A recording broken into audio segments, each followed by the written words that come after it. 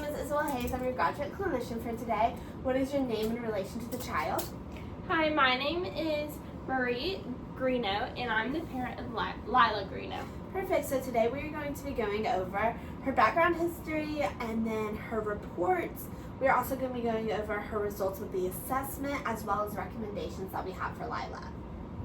So to start off, Lila's birth history was reported to be all normal. She does speak English and Spanish both at home. Spanish is primarily spoken at home. She chooses not to speak Spanish, but she can understand it and she can speak Spanish if needed. She did receive PE tubes in both of her ears when she was about 2 to 4 years old, and she is totally fine now and has no ear infections. Lila did receive a speech therapy evaluation in kindergarten and in 3rd grade, and she's now aware of her speech difficulties and is willing to go to therapy. Overall, she's just a normal 10-year-old girl. So Mr. Bailey, which is Lila's 5th grade teacher, reports Lila to be progressing well in school. She has grades that are average to above average, including all A's and B's. She is doing very well in those settings, but she is avoiding talking in small and large group conversations. She has failed 2 assignments in ELA, which is due to her lack of participating. Mr. Bailey is concerned for Lila when she enters middle school because she must participate in conversations in order to get good grades in class. Her speech does sound younger than it should be, which y'all were originally told is due to your Spanish at home, but Spanish dialect does not reflect the errors that Lila is making and has caused Lila to not improve on her own. So that is why y'all are seeking speech therapy. So overall, her results of the assessment, we did the Goldman-Friso test of articulation, the 3rd edition, and this is when we asked Lila to name common pictures. Common pictures such as like house, teeth, fingers, things like that she uses every day. And this test was designed to help evaluate a child's speech and production skills, so how she makes those sounds, where her tongue, her lips, her teeth are placed so she can properly produce the sounds that she needs to. She did receive a score of 62 on this assessment, which falls in the severe impairment category for a 10-year-old. This shows that she does need to be seen by a speech therapist, and during the test she was able to provide the correct name, which is good, but the pronunciation for most of the names were incorrect. She would not say the beginning or the ending of a lot of the sounds, which caused her to get an error.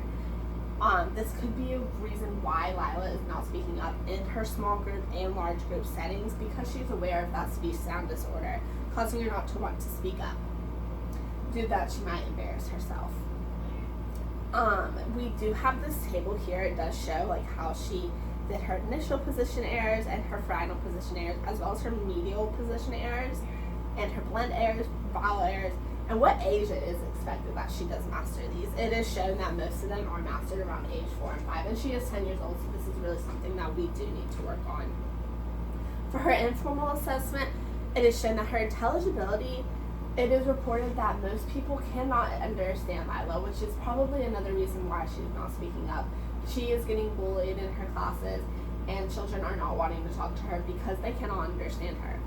Her receptive language is intact, but her expressive language is lacking. She does not speak in small or large group settings, which is causing her not to participate in activities.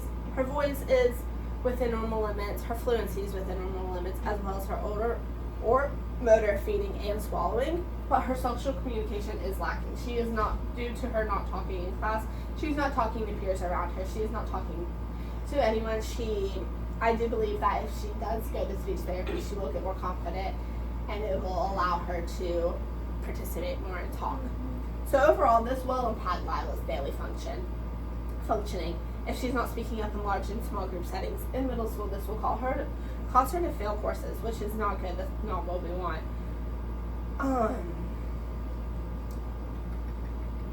So for some of her recommendations, it is recommended that she does attend speech therapy to work on her speech sound disorder. She should go for twice a week for 45-minute sessions. It is also recommended that she does have school accommodations, such as modifying tests and assignments. She should have more time on those, and she should be given time to practice speaking in front of a large and small group in order to be ready for when she is called on, in order for her to get those points to not fail the course. Do you have any questions for me? Yes. Okay, so first off, does this mean Lila will get any better? Will ever get better? Lila will get better. I believe with speech therapy, with going twice a week for 45-minute sessions, there's so much we can work on. We will work on those frontal sounds. We will work on the ending sounds. We will teach her how to produce those sounds correctly.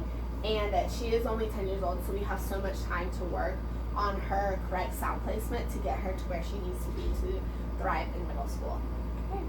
Also, what will therapy look like for Lila when she goes? Therapy will look like we'll meet 2 days a week for 45-minute sessions. And in those sessions, we will play games, do activities, work on telling her how to produce the sounds in her mouth. So her correctly doing her lips, her tongues, her teeth, her lips, everything like that to correctly produce the sounds.